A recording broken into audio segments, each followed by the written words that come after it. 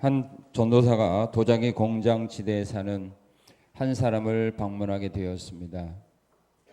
그 사람은 젊었을 때는 신앙을 갖지 않은 사람이었습니다.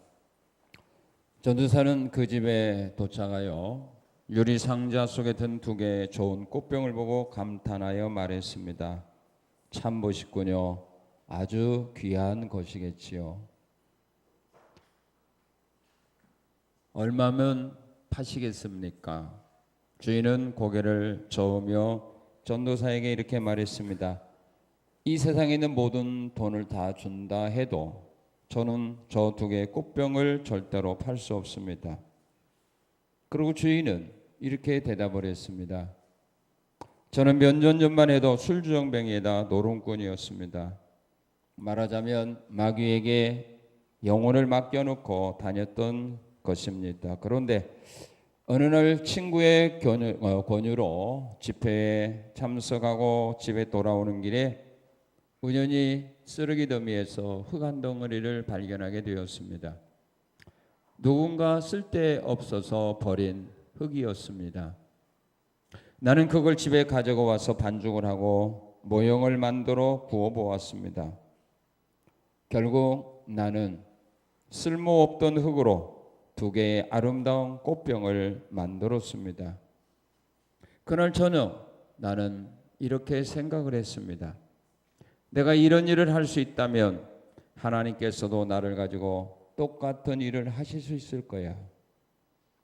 그때부터 저는 제 자신을 하나님의 손에 내맡기고 하나님께서 저를 새 사람으로 만들어 주시기를 바랐습니다. 다시 말하면 하나님께서 쓰레기장의 흙 무덤 같은 나를 아름다운 꽃병으로 만들어 주신 것입니다. 참으로 하나님은 쓰레기 더미에 버려진 진흙과 같은 우리들을 하나님의 백성으로 만들어 주신 토기장이십니다. 오늘 주신 하나님의 말씀은 하나님의 사람들이 하나님과 화목하고 또한 평안하게 살아감으로 말미암아 다시 잃어버린 복도를 회복할 수 있는 길이 있다는 사실을 우리에게 가르쳐주고 있는 말씀입니다. 지금 하나님과 화목하지 못하고 하나님과 평화를 누리지 못하고 있는 성도가 있다면 이 시간에 주시는 말씀을 받고 행함으로써 하나님과 화목하시고 또 하나님과 평안함을 회복하심으로 잃어버렸던 모든 은혜와 사랑과 복을 회복하는 그런 아름다운 은혜의 시간들이 되시기를 축원합니다. 사람이 사람과 화목하지 못하고 사람이 사랑과 평화를 누리지 못하는 것도 불행이지만 우리 하나님과 화목하지 못하고 하나님과 평화를 누리지 못하는 것은 불행 중에 불행입니다. 그렇다면 우리가 하나님과의 관계에서 잃어버린 화목, 잃어버린 평화를 회복하려면 어떻게 해야 될 건가? 여기 하나님과 화목하고 평안하라는 이 말은 하나님과 화해하고 하나님을 원수로 여기지 말라 그 말입니다. 여러분 하나님과 화해되어 있습니까? 여러분 하나님을 원수로 혹시 여기고 살고 있지는 않습니까? 혹시 그런 사람들이 있다면 이 시간에 하나님과 화해하시고 또 하나님과 평화를 회복하시는 귀한 시간이 되시기 바랍니다. 자, 그렇게 하려면 어떻게 해야 되느냐? 오늘 본문 21절은 우리에게 가르쳐 줍니다. 너희가 하나님과 화목하고 하나님과 평안을 누리기를 원한다면 어떻게 해야 되는가? 우리 22절을 우리 한번 같이 읽겠습니다. 청하건대 너는 하나님의 입에서 교훈을 받고 하나님의 말씀을 내 마음에 두라.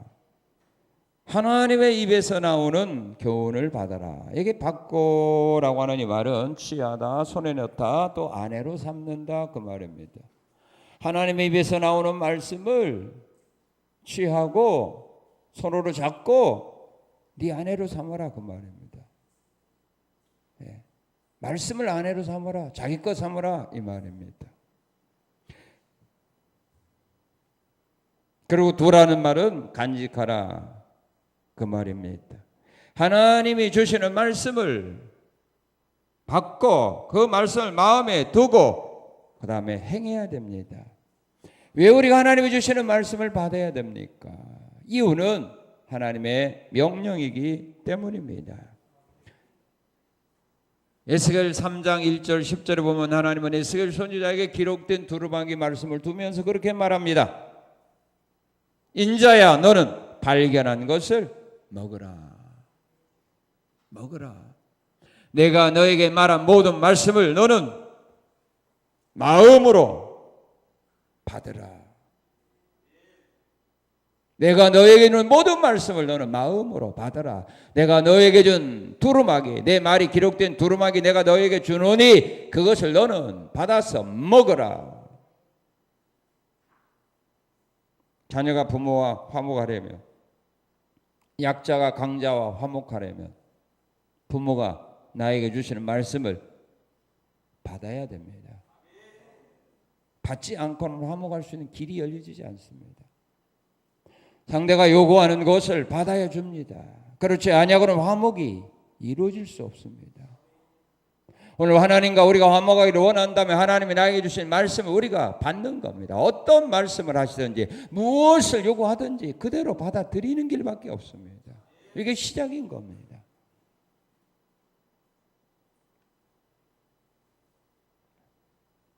국가와 국가 간에도 마찬가지예요. 받아들여야 되는 거죠. 상대가 요구하는 걸 거절하고는 화목할 수가 없습니다. 그리고 하나님의 말씀을 우리가 받지 아니하면 우리에게 화가 되기 때문입니다. 스바냐서 3장 1절 2절을 보게 되면 말씀을 듣지 아니한 성읍들에게 화가 있다 그렇게 말합니다. 예레미야 6장 8절에서는 하나님 말합니다. 그는 훈계를 받지 아니함으로 말미암아 죽겠고 너희가 훈계를 받지 아니하면 너희가 죽을 거다 그렇게 말합니다. 주 예수를 믿어라 그러면 영원해지면 구원을 받으리라고 했는데 그 예수를 믿지 아니하면 구원이 아니라 멸망 아닙니까? 자녀가 부모의 말씀을 받지 아니하면 상이요 매요? 상이요 매요? 잘하시네. 하나님도 마찬가지죠. 하나님 우리에게 주신 말씀을 우리가 받지 아니하면 화가 임하는 거죠. 말씀을 받지 아니하는데 은혜와 사랑과 복을 줄 수는 없는 겁니다. 그래서 하나님과 여러분들이 화목하고 하나님과 좋은 관계를 유지하며 살아가기를 원한다면 하나님이 주시는 말씀을 마음으로 받아야 됩니다. 그리고 행해야 됩니다. 그리하면 하나님은 그들에게 복을 줍니다. 하나님의 말씀을 받고 지키면 하나님은 그들에게 복을 줍니다. 잠언 4장 10절은 말합니다. 내 아들아 들으라. 내 말을 받으라. 그리하면 내 생명의 해가 길리라. 내 말을 받으면 네 생명의 해가 길리라. 네가 오래 살 수 있다. 그 말입니다. 신명기 28장에 보면 삼가 하나님의 말씀을 듣고 행하면 들어와도 나가도 복을 받을 거다. 네 길이 평탄하게 될 거다. 네가 하는 모든 일이 잘 되어질 거다. 머리 될지언정 꼴이 되지 아니할 거다. 위에 있을지라도 밑에 있을지 아니할 거다. 남에게 구워주며 살지라도 꾸러 다니지 아니할 거다. 하나님의 말씀을 듣고 행하는 자 하나님 복을 줍니다. 길가에 떨어졌던 씨앗 열매 맺지 못했습니다. 가시덕에 떨어진 씨앗 열매 맺지 못했습니다. 옥토에 떨어진 씨앗 열매 맺었습니다. 왜요? 행했기 때문입니다. 인내함으로 하나님의 말씀을 따라갔기 때문입니다. 힘들고 어려울지라도 하나님의 말씀에서 떠나지 아니하면 결국은 말씀에 약속한 열매가 그의 것이 된다 이 말입니다. 한번 믿었으면 끝까지 가는 겁니다. 그러면 하나님의 은혜와 복이 그들에게 임하기 때문입니다. 하나님이 주시는 말씀을 뭐하라? 뭐하라? 배불른가 보네. 하나님이 주신 말씀 뭐하라? 받아라. 받으라는 말은 뭐예요? 아내 삼아라. 싫어하는 사람 아내 삼기 어렵죠. 그죠? 그래서 아내 삼았다가도 헤어지죠. 그래서 우리가 하나님의 말씀 받을 때 은혜를 받는데 그대로 지켜 행하다 보니까 너무 힘들고 어려워요. 고통이 있어요. 고난이 있어요. 그래서 헤어지는 거예요. 그래도 끝까지 가는 사람이 있지만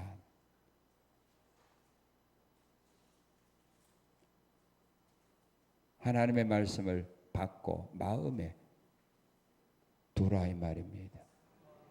자, 그리고 하나님과 화목하고 하나님과 평안을 하려면 어떻게 해야 되는가? 우리 23절을 같이 한번 읽겠습니다. 23절 시작. 내가 말이 누구에게 돌아가며 전능자에게로 돌아가며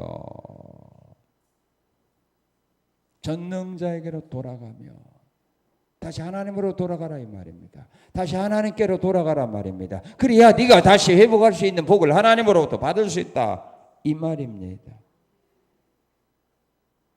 하나님은 우리가 언제 돌아갈지라도 하나님 우리를 준비할 맞이할 준비를 다 하고 계십니다. 언제 어느 때 돌아간다 할지라도 하나님 우리를 맞이할 준비를 하고 계십니다. 집을 나간 탕자가 언제 어느 때 돌아올지라도 그 탕자 아들을 준비할 준비를 아버지는 하고 계셨던 겁니다. 그래서 한 거지가 멀리서 오는데도 자기 아들로 알았습니다. 기다리고 있었다는 말입니다. 그래서 이사야 44장 22절에서 하나님 말씀합니다. 내 죄를 안개같이 없이 하였으니 너는 내게로 돌아오라. 믿습니까? 내 죄를 안개같이 내가 없어 주었으니 언제든지 내게로 돌아만 오라 이 말입니다.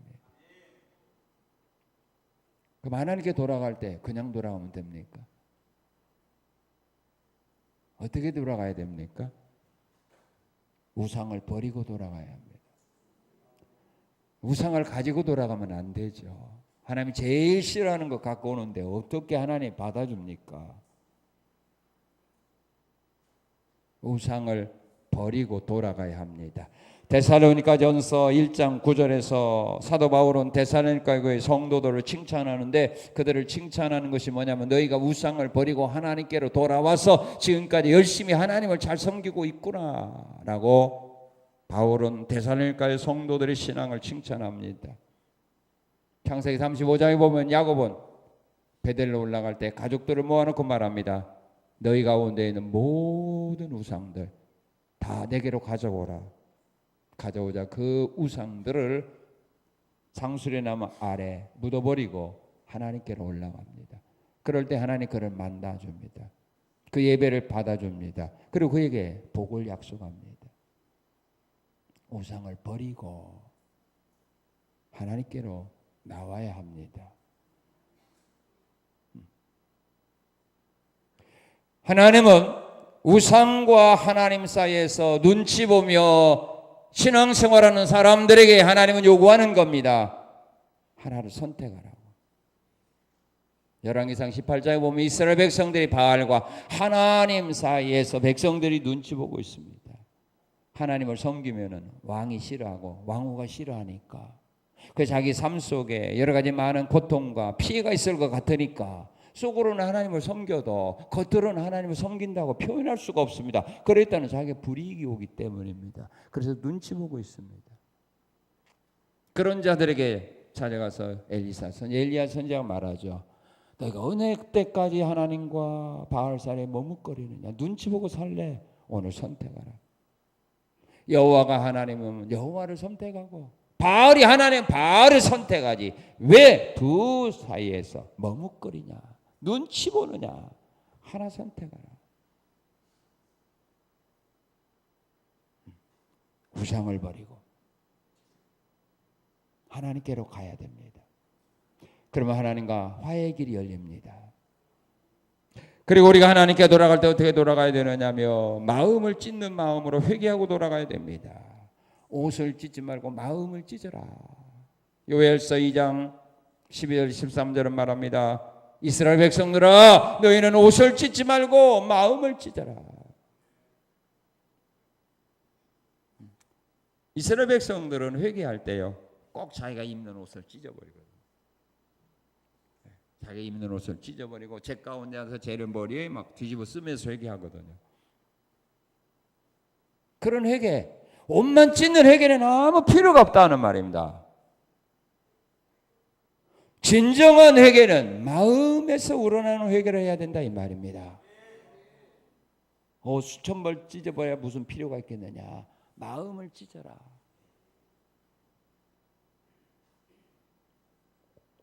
마음을 찢는 회개. 그 회개를 누가 하죠? 탕자가 하죠.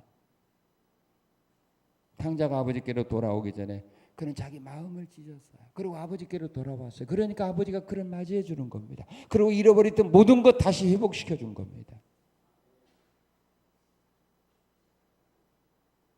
마음을 찢는 회개가 어떤 회개예요? 탕자가 회개할 때 어떻게 회개합니까? 내가 하나님과 아버지에게 범죄했습니다. 그러면서 그는 뭐라고 말합니까? 내가 이제 내 아버지의 집에 돌아가서는 아들이라고 하는 이런 신분 원하지 않고 품꾼의 하나로만이라도 하나님은 나를 받아줬으면 좋겠습니다. 아들로 받아주지 않고 아버지 집의 품꾼으로 나를 받아주기를 원합니다. 그런 마음으로 돌아왔어요. 이게 마음을 찢는 거예요. 자기의 모든 걸 다 내려놓는 겁니다. 그리고 어떤 것을 나에게 준다 할지라도 감사함으로 수용하는 것. 이게 진심으로 회개한 사람이에요.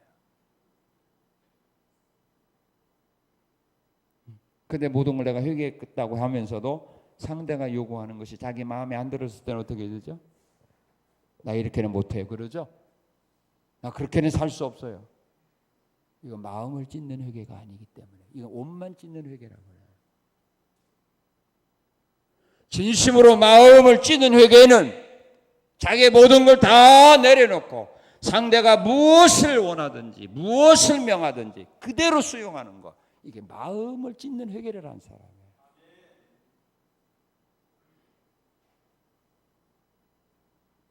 그러나 오늘 우리가 이런 회개를 못하고 있어요. 눈물 콧물을 흘려도 정말로 마음을 찢어야 되는데 이걸 못 찢고 있어요. 그러나 회개했다고 하면서도 자기의 마음에 안 드는 일들이라면 금방 또 화나게 되고 금방 옛날로 돌아가는 거잖아요. 그래서 금방 또 집을 나가는 겁니다.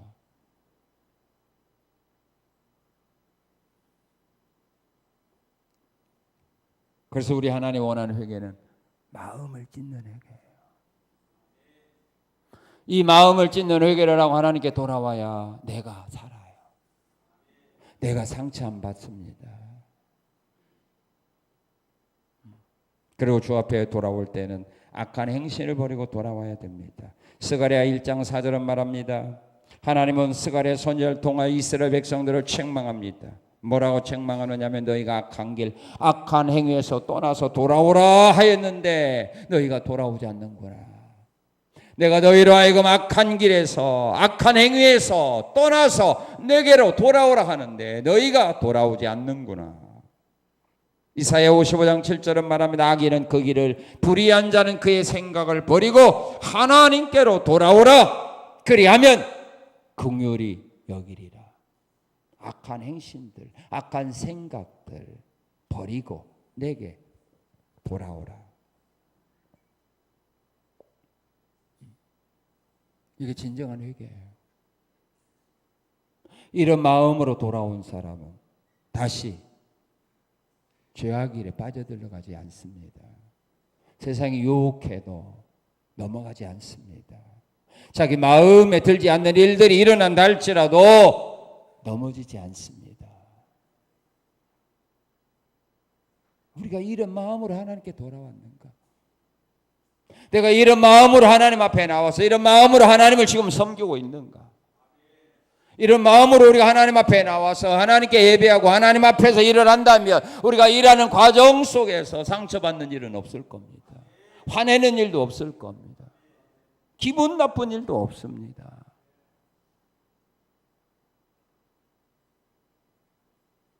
그리고 우리가 하나님께로 돌아가려면, 하나님과 화해하려면, 하나님과 평안을 회복하려면 어떻게 해야 되는가? 우리 24절을 읽겠습니다. 24절 시작.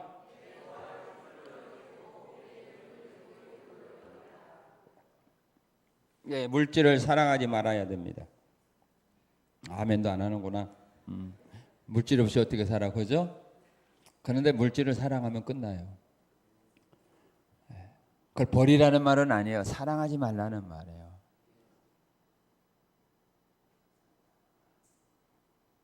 소중하게 아끼는 거고 사랑하는 건 달라요.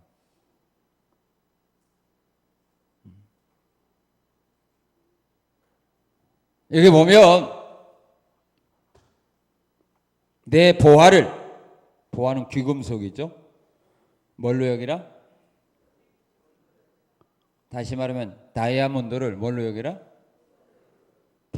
티끌은 뭐예요? 먼지. 또 마른 흙, 그렇게 여기라 이거죠. 먼지. 여러분들 먼지 귀하다고 보관해요?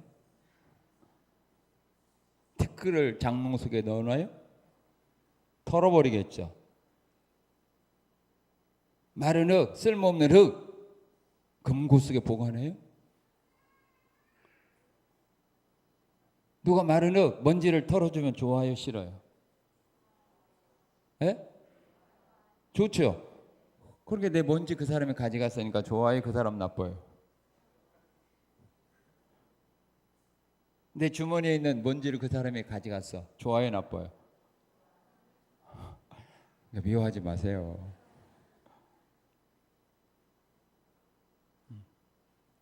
뭐 최영장 군의 아버지가 그랬다죠. 뭘 보기를 뭘 같이 알아? 잘하네. 여기 하나님 먼저 하셨어. 최영장 군의 아버지보다 하나님 먼저 했어. 네, 황금을 돌같이 보라. 왕것처럼 우리 하나님도 말합니다. 내 보화를 티끌로 보라 이 말입니다. 먼지로 보라. 쓸모없는 흙으로 보라 이 말입니다.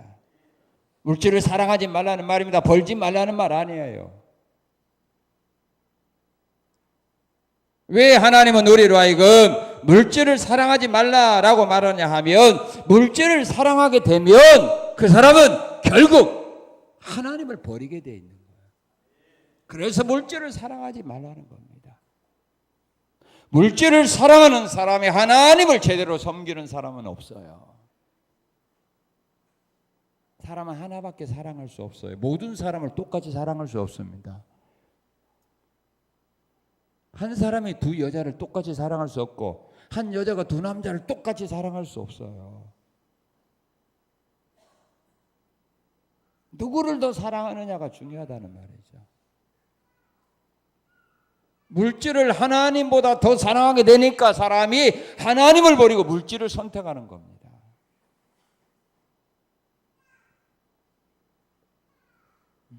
하나님이 이스라엘 백성들에게 가나안 땅을 기업으로 주기 전에 하나님이 염려했던 것이 그겁니다. 내가 너희를 가나안 땅으로 인도해서 잘 먹게 하고 배부르게 하고 좋은 집에 살게 하고 그 다음에 너희로 하여금 가축이 많아져서 번성하게 하게 되면 너희들이 나를 버릴까 두렵다 그랬어요.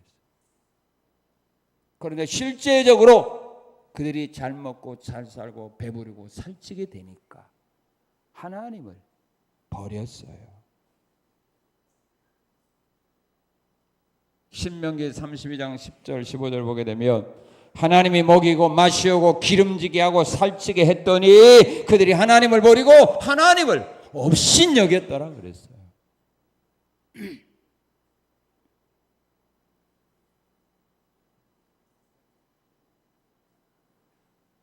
그래서 이 진리를 깨달았던 잠언 기자는 하나님께 기도한 겁니다. 하나님, 나 부자 되는 거 두렵습니다. 내가 만약 부자가 되어서 배부르게 되면 하나님이 없다고 부정할까 두렵사오니 하나님 나 부자 되게 하지 말고 그냥 일용할 양식으로만 채워주세요. 부자 되어 하나님 버렸다가 멸망의 길에 떨어지는 것보다는 일용한 양식으로 날마다 먹고 마시면서 하나님 잘 섬기며 사는 그런 삶을 나는 살기 원합니다. 물질 때문에 하나님 버리고 멸망하는 자가 되느니 나에게 날마다 필요한 양식으로 채워주셔서 하나님 잘 섬기며 사는 이 신앙의 길을 끝까지 걸어가도록 하나님 나를 인도하소서. 그런 기도했어요. 또 너무 가난하게 되면 또 하나님의 영광 가리우니까.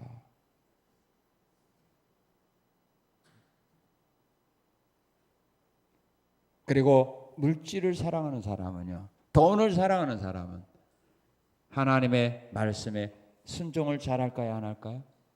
안 합니다. 잘 안 해. 순종 안 해요. 물질을 사랑하는 사람은요, 말씀에 순종을 못 합니다. 여호수아 6장 17절 19절에 보면 여호수아는 이스라엘 백성들에게 말합니다. 여리고성의 첫 것은, 여리고성은 첫 성이다. 첫 것은 하나님께 드려야 된다. 그러니까 여리고성에 있는 은금 보석들을, 동철을 너희가 절대로 자기 것으로 삼지 말고 하나님께 다 드려야 된다라고 명령을 내렸는데, 그 은금, 그걸 사랑했던 아간은 하나님께 드리지 않고 숨겨버렸어요. 왜요? 하나님 말씀보다 돈이, 은이 더 좋아서 그랬어요. 사무엘상 15장에 보아도 사울왕이 하나님의 말씀에 불순종했죠. 왜? 좋은 것,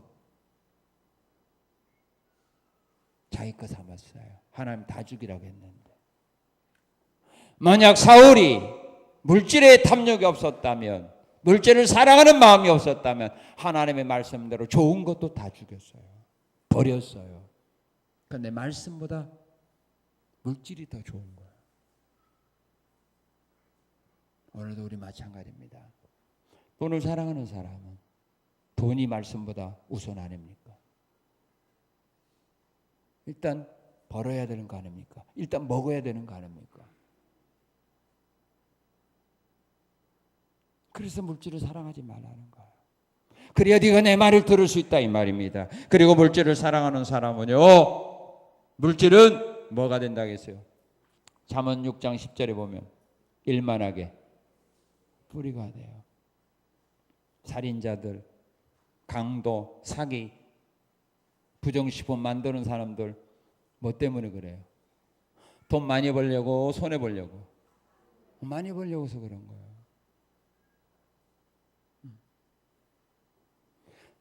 형제 간에도요, 가난할 때 우애가 있을까요? 부자 됐을 때 우애가 있을까요? 오, 잘하네. 부모님의 재산이요, 별로 시골에 있는 땅값 별로 안 나갈 때는 너 가져라 그래. 그러죠? 근데 갑자기 개발해가지고 금값 돼서 그런 거예요. 너 가져라 그래요? 서로 많이 가지려고 싸워요. 안 되면 고발해요.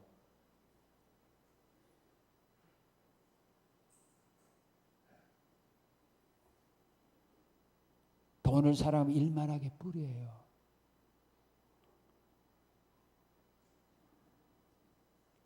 돈이 있는 곳에 불의가 있고, 돈이 있는 곳에 살인이 있고, 돈이 있는 곳에 사기꾼들이 몰려오고 그래요. 자기들의 명예보다요, 돈을 사랑하다가, 돈을 좋아하다가 창피당하는 사람들 많잖아요. 국회의원도 뭐 검사도 판사도. 그리고 하나님과 화목을 하면 어떻게 되는 거예요? 29절 읽겠습니다. 29절 시작.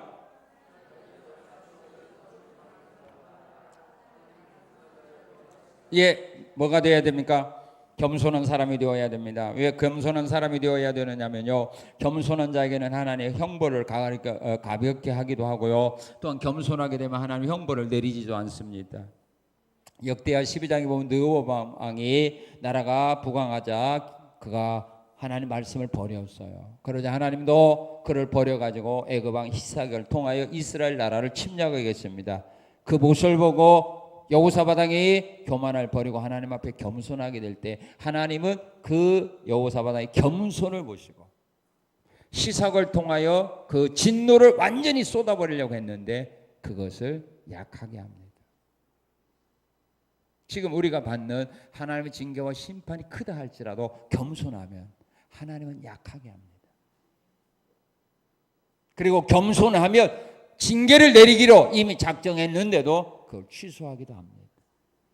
아합 왕에게 하나님께서는 무서운 징계를 내리기로 이미 엘리야 선지자를 통하여 선포했는데 그 말씀을 듣고 아합 왕이 하나님 앞에서 겸손하게 행동할 때 하나님은 그의 겸손을 보고 하나님은 말합니다. 내가 이 재앙을 아합이 살아있을 때는 내리지 않고 그 아들 시대에 내리겠다. 겸손하면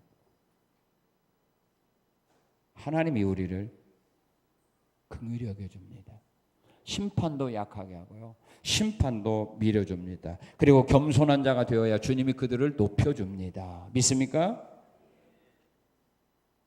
야고보서 4장 10절에서 야고보는 말합니다. 주 앞에서 낮추라. 그리하면 주께서 너희를 높이리라. 베드로전서 5장 6절은 말합니다. 겸손하라. 때가 되면 너희를 높이리라. 내가 스스로 높은 자리에 올라가면 내려올 수 있는 가능성이 많아요. 그러나 주님이 우리를 높여주면 끌어내릴 사람이 없어요. 믿습니까? 믿습니까? 스스로 올라가려고 하지 마세요. 겸손하면 때가 되면 주님이 높여줘요. 그러면 그 자리에서 끌어낼 사람이 없어요. 주님이 높여주면 끌어낼 수가 없어요. 포로인 다니엘을 하나님이 높여줬는데 바벨론 사람들이 시기질투해서 그를 끌어내려고 하죠. 끌어내려고 한 사람들이 죽었어요. 끌어내려고 한 사람들이 사자밥 되었어요. 이게 다른 거예요. 내가 스스로 올라가면은 그 자리 못 지킵니다. 근데 하나님이 높여주면 누구도 그 자리에서 끌어낼 사람이 없어요. 때가 될 때까지 기다리세요. 하나님은 겸손한 자를 보고 계십니다. 왜요? 때가 되면 그를 높여주기 위하여 기회를 보고 계십니다. 그러니까 먼저 설치지 마세요. 기다리세요. 때가 되면 뭐 하리라? 높여주리. 믿습니까? 하나님 말씀 믿습니까? 그럼 다른 사람이 인정하지 아니한다 할지라도 실망하나 좌절하지 말고 포기하지 말고 그 자리를 지키세요. 묵묵하게 나가세요. 때가 되면. 그때는 언제죠? 우리 알아요 몰라요? 몰라요. 그거 안다면 얼마나 좋을까? 우리 몰라요. 그러나 한 가지 아는 거가 있어요. 뭐요? 높여준다는 거. 그것만 믿으면 돼요. 그리고 겸손한 자가 되어야 주님이 그들을 붙들어주고 겸손한 자에게 주님은 은혜를 주기 때문입니다. 시편 147편 6절은 말합니다. 하나님은 겸손한 자를 붙들으시고 악인은 땅에 엎드러뜨린다. 베드로전서 5장 5절은 말합니다. 교만한 자는 대적하고 겸손한 자에게는 은혜를 주신다. 믿습니까? 겸손하세요. 그럼 하나님 붙들어줍니다. 하나님 붙들어주면 하나님 붙들림 받은 사람을 넘어뜨릴 사람은 없습니다.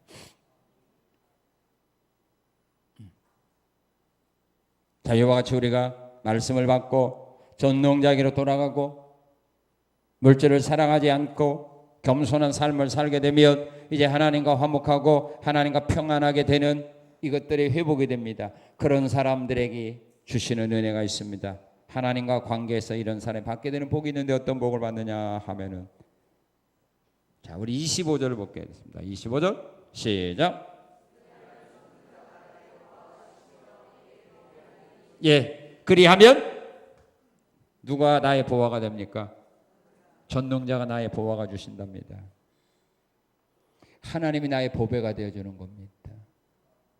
은과 금은 써버리면 없을 수 있어요.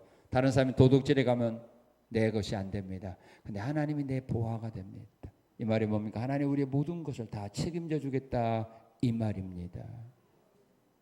그리고 하나님과의 관계에서 받게 되는 복이 어떤 복이냐 하면 26절을 보게 되면 하나님과 좋은 관계를 우리가 다시 회복하게 되는 겁니다. 이제 우리가 하나님께로 얼굴을 들게 되는 겁니다. 26절 읽겠습니다. 이에 내가 전능자를 기뻐하여 하나님께로 얼굴을 들 거다. 이제 하나님과 화목이 이루어지니까 이제 하나님께 얼굴을 내가 들을 수 있어요. 원수 되었을 때는 우리 얼굴 못 보거든요. 두려워서, 무서워서. 그런데 이제는 하나님과의 관계가 좋은 관계로 회복이 되어집니다. 그리고 27절 읽겠습니다. 27절 시작. 너는 그에게 기도하겠고 그는 들으실 것이며 믿습니까? 뭐예요? 기도할 때마다 응답해 주십니다. 아브라함이 하나님께 기도할 때마다 하나님 응답해 주었습니다.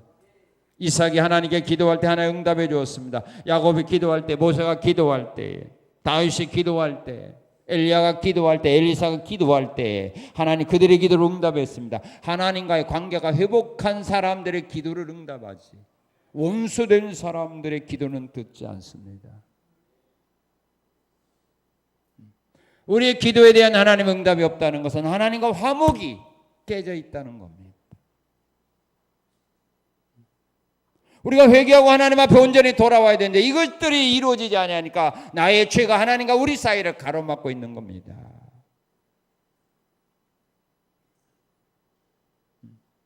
하나님의 은혜와 사랑과 복이 내게 임하지 않는다는 거, 바로 이 하나님과 나 사이의 이 관계가 회복이 안 돼서 그렇습니다. 그래서 이사야 59장 1절 2절은 말하죠. 우리가 기도해도 하나님 왜 못 듣는 줄 아느냐. 하나님 귀가 가려워서가 아니다. 너희와 하나님 사이에 죄의 장벽이 있기 때문에. 그래서 내 손으로 너희를 도와주고 싶어도 이 죄의 벽 때문에 내 손이 너희에게 미치지 못하는 거다. 에레미야 5장 24, 25절에 되면 하나님의 은혜와 사랑과 복이 왜 우리에게 임하지 않는 줄 아느냐. 너희의 죄와 허물이 그 모든 것들을 가로막았기 때문에. 하나님은 어제나 오늘 변함없이 우리에게 한량의 은혜와 사랑과 복으로 베풀어 주는데 내 죄와 허물이 그것들을 가로막고 있어요. 비가 아무리 소닥비가 쏟아져도요, 장독대에 있는 항아리 뚜껑을 닫아놓으면 비 한 방울 안으로 안 들어갑니다. 비가 안 와서가 아니에요. 비가 오지만 뚜껑 때문에 그래요. 항아리에 빗물을 받으려면 뚜껑을 열어놓아야 돼요. 하나님의 은혜와 사랑과 복은 장막빛처럼 우리에게 날마다 임해요. 변함없이 날마다 임해요. 그런데 내 죄가 허물이 그걸 가로막았어요. 그런데 하나님과 화목하게 되면 이것들이 회복이 됩니다. 기도해도 이제 응답을 해주게 됩니다. 그리고 하나님이 그대로 주시는 복이 뭐냐? 29절 30절 보게 되면 우리 한번 같이 읽겠습니다. 사람들이 너를 낮추거든 너는 그만하이노라 하고 말하라. 하나님은 겸손한 자를 뭐하리라? 구원하시리라. 죄 없는 자가 아니라도 건지시리니 내 손이 깨끗함으로 말미암아 뭘 받으리라? 예, 구원을 받게 되는 복을 받게 됩니다. 그래서 믿음의 사람들이 하나님과 화목한 사람들은 위기를 만날 때마다 하나님 그들을 위기에서 구원해 주었지 외면한 일은 없습니다. 자, 그리고 하나님과 화목하고 하나님과 평화를 회복하게 되면 그 사람에게 어떤 은혜와 복이 주어지느냐 하면은 자기 자신과의 관계에서 받게 되는 복이 있습니다. 내 자신과의 관계에서 받게 되는 복이 어떤 복이냐 하면 새롭게 지음을 받게 됩니다. 우리 23절을 같이 읽겠습니다. 내가 만일 전능자에게로 돌아가면 내가 뭘 받을 것이야? 지음을 받을 거다. 그렇게 말합니다. 지음을 받는다. 새롭게 지음받는 겁니다. 다시 말하면 다시 회복된다 그 말입니다. 고린도서 5장 17절에 그리스도 안에 있는 사람은 새로운 피조물이라. 옛사람이 새사람으로, 육의 사람이 성령의 사람으로, 죄인이 의인으로, 멸망받은 사람이 영생을 얻을 사람으로 변화되는 겁니다. 믿습니까? 믿습니까?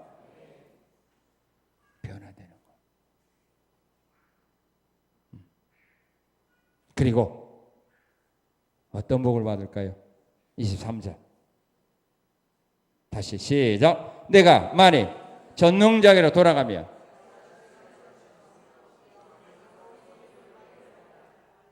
뭘 하리라? 또 내 장막에서 무엇을 멀리하리라?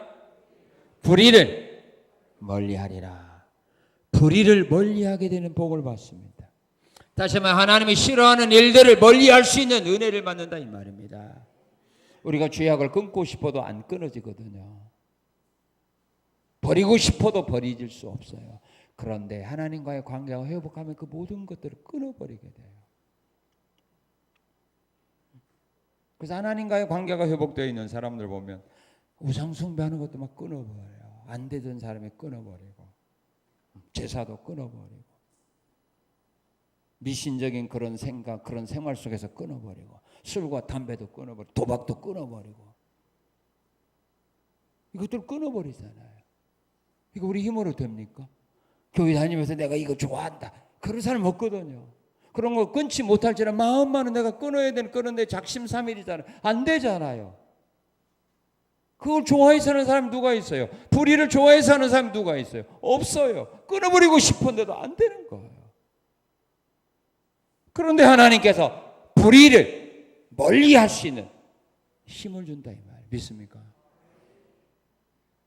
하나님과 관계를 회복하면, 하나님과 평화를 누리게 되면 내 장막에서 불의한 일들을 네가 멀리 하게 된다.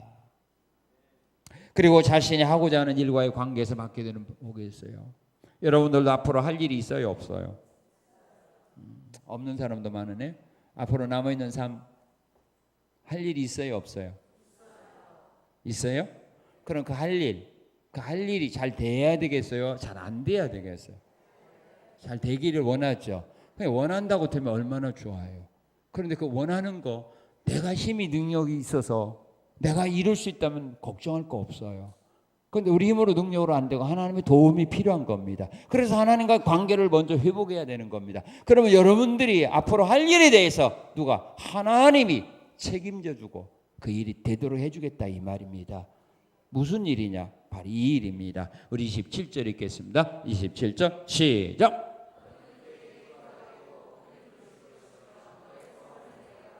예, 너의 서원을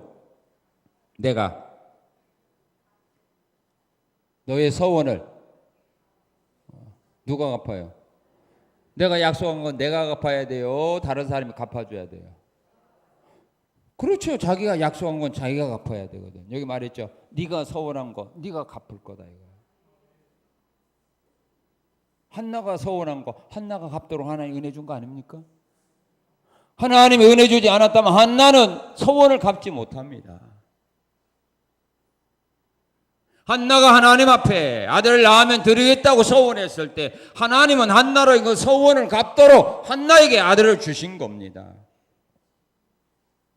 야곱이 하나님 앞에 서원했습니다. 만약 나를 다시 이곳으로 돌아오게 한다면 이 베델에서 내가 하나님의 집을 짓겠습니다.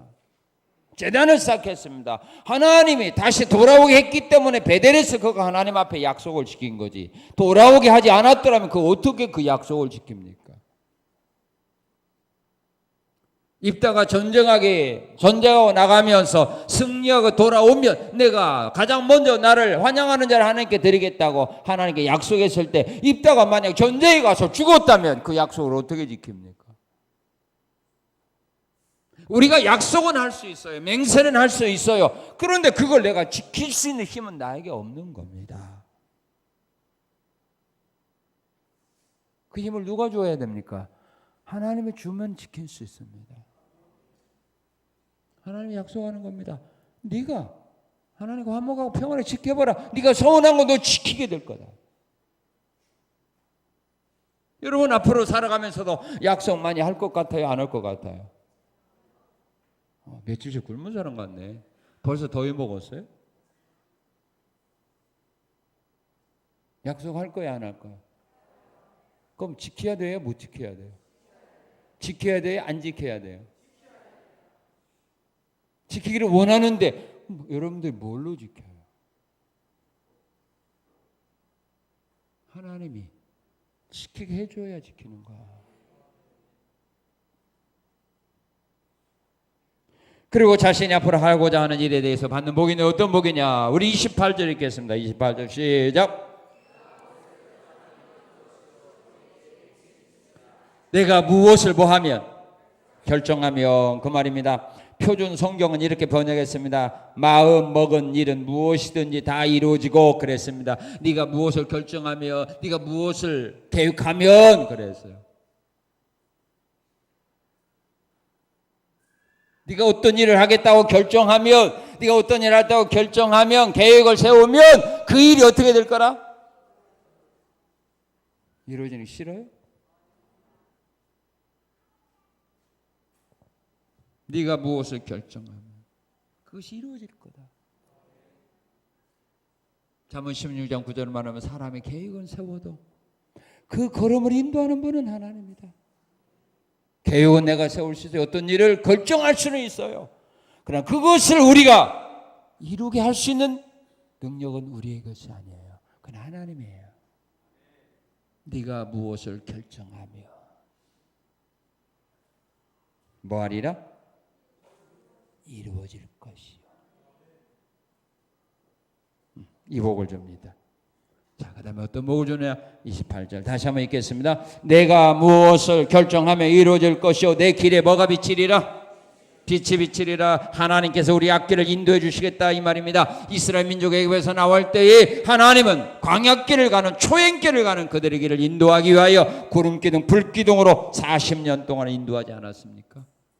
내가 네 앞길을 인도해 줄 거다. 하나님이 우리를 인도해 준다면 멸망의 길로, 수렁으로, 구렁텅이로, 죄악의 길로 인도하지는 않습니다. 하나님이 우리를 인도하는 길이 어디입니까? 가나안입니다. 믿습니까? 가나안으로 인도해 주는 겁니다. 내가 네 길을 인도할 거다. 하나님과 화목하시고 하나님과 좋은 관계 유지함으로써 하나님과의 관계에서, 여러분 자신과의 관계에서, 또 여러분들이 앞으로 하고자 하는 이 모든 일들 속에서 오늘 성경이 약속한 이 아름다운 복이, 이 열매가 여러분의 것이 되시기를, 또한 이 열매를 누리며 살아가는 복 있는 신앙의 삶들을 살아가시기를 주님의 이름으로 축원합니다. 감사합니다. 감사합니다. 감사합니다. 하나님과 화목하고 평안할 수 있는 길이 어떤 길이고 그 길을 회복한 사람들이 주시는 복이 어떤 복인가를 오늘 말씀을 통하여 우리에게 깨우쳐 주셔서 감사합니다.